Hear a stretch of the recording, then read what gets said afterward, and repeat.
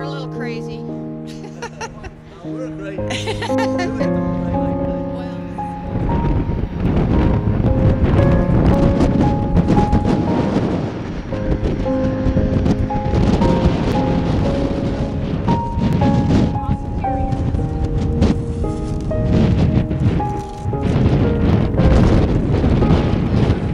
Oh, look at you guys. Aren't you cute? You're so cute. Aw. Oh, look at you, little silver toes. I don't know who that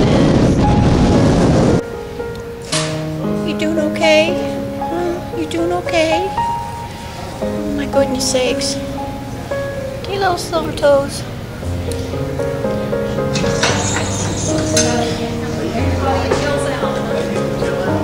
Okay, there's the other one.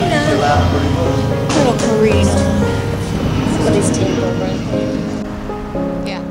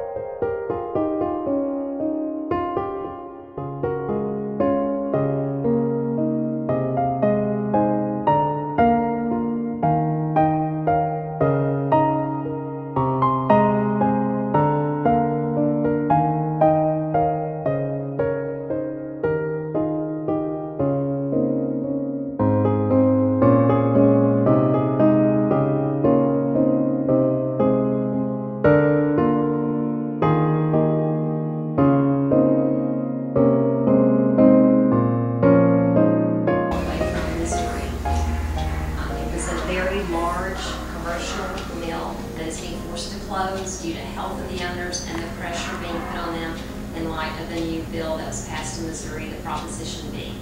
So it forces them to take a little bit higher standard of care of the mill dogs, and some folks can't due to health or finances can't do that. And so when one of these large mills close, there's not a lot of options for these dogs. These are adult dogs that have been used for breeding. One of them is 10 years old. So he's been in that situation for 10 years and has never really been handled. So these are not dogs that make great pets until they get to somebody like us, and there's rescues throughout the country who will take this on. that can work with them and rehab them. And that's what this is the first day of that process. Okay, so talk to me a little bit about the condition and the nature of the animals right now. The 5 Chihuahuas we took in, they range from 3 years old to 10 years old. Obviously, the ones that have been there the longest seem to be the most fearful. There were no biters in the crew, but if you push them, they might. They're just very fearful. When you try to pick them up, they're going to run away from you. They mouth breathe when you hold them. That's just fear. So the fear of humans is what we have to battle. That would be the biggest battle. Health reasons, probably mammary tumors maybe on some of the females, and house training, because all of these will go into a home. Okay. So talk to me a little bit about what the rehabilitation process consists of. At first, they're in isolation right here until we feel like it's safe to pull them out of this, and then they'll go into a home. We usually have to set them up in a small environment, and just for the first 3 or 4 weeks, just get them used to living in a home and hearing the sounds in a home. And we work by hand feeding them, just sitting like in an X pen, which is like a large, exercise pen that we can set up in the house, just sitting in there with them, hand feeding them, just trying to make everything as non-threatening as possible, taking it very slow. So it's baby steps, and it will be many months. Okay. So I guess on the emotional side of things, how sad is it to see animals in this condition? It's very sad. I mean, we all got teary-eyed when we saw them, especially the one little male that is 10 years old. The males get handled even less because since they never have puppies, then they don't even get handled for that. So he was huddled in the back of his crate and with his back to us looking down into the corner. And that's very sad, and he will be very challenging.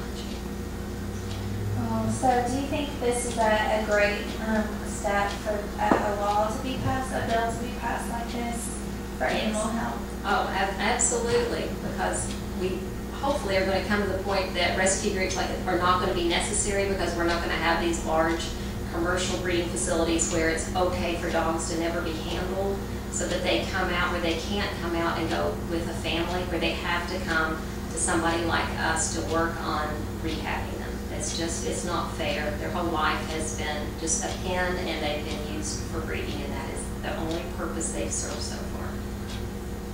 So as far as the logistics stuff, like what's the timetable you're hoping to get these dogs up and running in a home? And possibly ready for a home?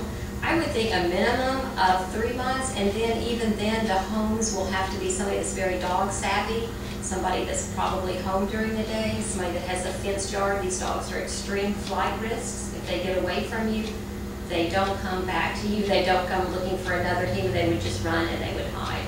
So the field of adopters is definitely narrow. We would never place them with young children.